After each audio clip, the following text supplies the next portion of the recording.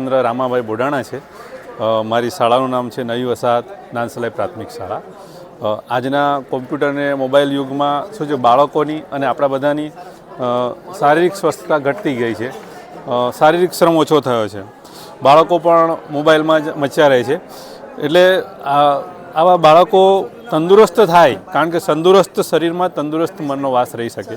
એટલા માટે એવું વિચાર્યું કે બાળકોને શારીરિક રીતે તંદુરસ્ત કરવા હોય તો શું કરી શકાય।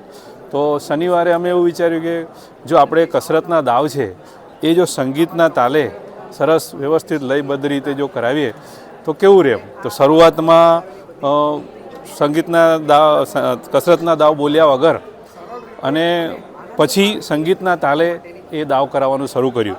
એટલે બાળકોને મજા આવવા લાગી કે આજે તો શનિવાર છે, કસરત કરાવશે, સંગીત સાથે કસરત। એટલે જે બાળકો નહોતા ભણવા આવતા એ પણ આવતા થયા, નબળા બાળકોને પણ આવવાનું મન થયું અને એ રીતે શનિવાર એટલે બાળકો માટે બહુ ઇન્ટરેસ્ટિંગ દિવસ થઈ ગયો અને શનિવારની રાહ જોવા લાગી।